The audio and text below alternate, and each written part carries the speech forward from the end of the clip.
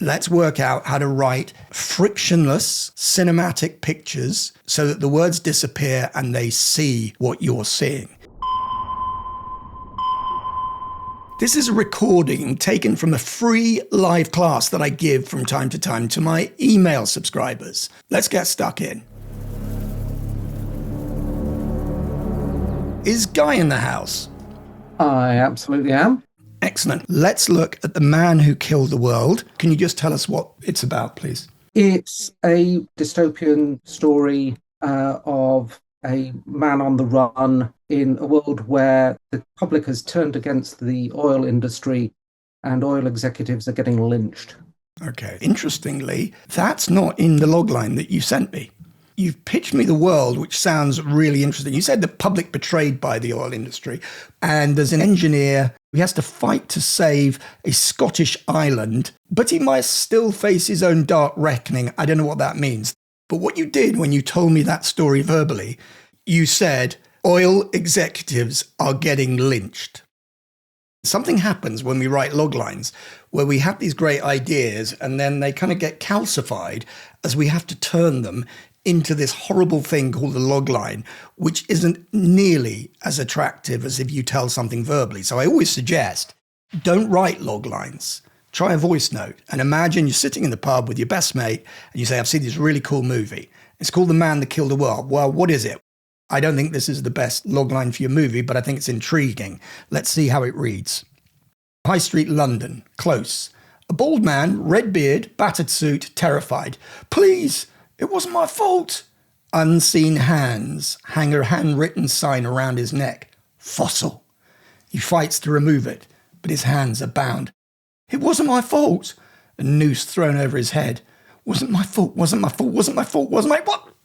The rope violently yanks him up until only his writhing feet are visible.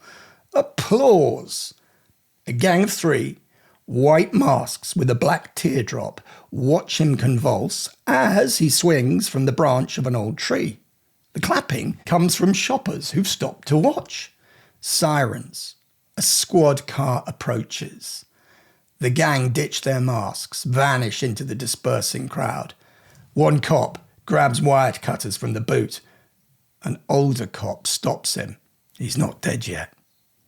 So, first of all, I often say that you want to have a narrative sugar cube as high as possible on your first page. In advertising, you want it above the fold. And for me, the moment you have a character in danger, that brings me in. The man is crying out for mercy. So that's already a massive sugar cube. You've got shoppers clapping. And then you got another sugar cube where the cop's saying, hold on, he isn't dead yet. What a fantastic way to introduce a future world where the cops are happy for lynch mobs. Okay, fuck it. It's a mob. You've opened well. I think that the visuals that Guy is seeing are not optimally curated for the reader. And so there's a gap between what he's seeing and perhaps what I'm seeing. Close. So that is a camera instruction. This is a close-up. You probably need to give him a verb. If you say a bald man trembles, red beard, battered suit, I can see it. Unseen hands. How can, if I'm not seeing them, then they're not on the screen? A handwritten sign drops around his neck. That would be unseen hands. Fossil. So that's the key clue. They're calling them fossils. It wasn't my fault. A noose thrown over his head. Fantastic. You probably don't need violently. I'm not a big fan of adverbs. Yanks him up until only his writhing feet are visible. Now that is a camera shot because visible to who? Us. I think this is awesome, but I've lost the importance. I'd save the applause. And so my movie projector goes from he's dying and a gang of three and then come in with the clapping. Gang of three, white masks with a black teardrop, watch him convulse. You've got the as construction, so one thing's happening here and another thing's happening here. I'd say watch him convulse and swing from a tree branch. Applause rings out from shoppers who've stopped to watch. Awesome. Sirens, this is fantastic. They ditch their masts and run. And this is a great, great moment.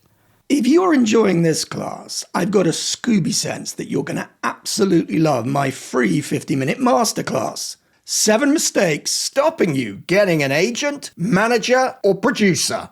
It's essentially a taster class for my paid program, the Scriptfella program, but there are a ton of valuable, actionable techniques that you can take away today. So click on the link and get stuck in.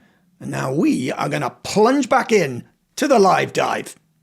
Title sequence. I'm not a fan of montages, but I can see this working. Columns of refugees, Wall Street traders stare up at stock ticker, Dubai derelict, dead palms, wind whips tattered notices in Arabic and English, extreme heat danger. Traders hold their breath, New Orleans levee bursting, desperate people wave from their rooftops. So this is all good stuff. Now we introduce the character. This is Bill Knox. He's our main guy. Yep. Okay. A hand grasps on to dead white bedclothes. The owner twitches in his sleep, muttering nightmares. Bang, bang, bang. Instantly awake. Bill Knox, neat beard. His usual mask of confident optimism, not currently in use, looks around his Art Deco revival apartment. Did he imagine? Crash. The street door downstairs splinters. Christ, he jumps out of bed, grabs a backpack, throws open a window. Crash! The door to the apartment goes flying. Armed police burst in. Knox nowhere to be seen. They run to the open window. Several pile through. Cops run along the roof, weapons aimed up at chimneys that might hide a fugitive. One looks over the edge, near drain pipes, only for other police below to shake their heads. Didn't come down here. A senior officer curses under his breath. Lost him. Police ransack the room, computer hard drives bagged up by busy hands. 2 men wander in and look around. Garrett, slim, black, neat, keen intelligence. Walden, meaty. Something about him screams Special Forces. The senior officer approaches them, salutes smartly. Rule Britannia. Garrett smiles so thinly, you can see right through it. So let's have a look at this. A hand grasps dead white bedclothes. The owner twitches in his sleep, muttering. Bang, bang, bang. This is great. Not a fan of wake-up scenes, but this is a dramatic wake-up. Instantly awake. I love the confidence of your voice here. His usual mask of confident optimism not currently in use. I don't think I'll remember that he's a confident optimist based on this scene because I'm in the scene. It's a kind of, normally he's like this, but he's not today. I'd go with who he is today. Did he imagine? Crash, jumps out of the bed. Guy is dropping the pronouns, grabs a backpack, throws open a window. It's fast. There's a rhythm to it. Crash, door to the apartment goes flying. Armed police, knocks, nowhere to be seen. Beat poetry almost. Run to the open window, several pile through. I'm not a fan of continuous. That is a production term where the camera doesn't press stop and keeps on going. You probably don't need it. Weapons aimed, only need one preposition. At chimneys that might hide a fugitive. The fact that one looks over the edge near the drain pipes. We don't need to know they're near drain pipes. I sort of didn't feel as much as I felt everywhere else. There's a lot of dollars being spent to basically say they look over and they can't find him. Nothing. No, nada. I think you could probably just go here. Lost him. This is a great cinematic. Computer hard drives bagged up by busy hands. What are you seeing? 2 men wander in. So we've got a triple character introduction.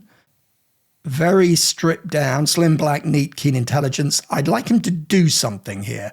When you've got, he smiles so thinly, that might go with that ideally.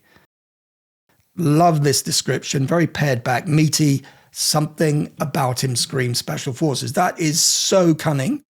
Because you say, Garrard, Special Forces, like, how do we know? Well, this is more than that. It's a character. He's got a danger to him. Rule Britannia, fantastic. So I think there's a lot of good stuff here, Guy. The big notes are, let's work out how to write frictionless cinematic pictures for readers who don't like reading so that the words disappear and they see what you're seeing. So does that make sense? It does indeed. That's brilliant. Thank you.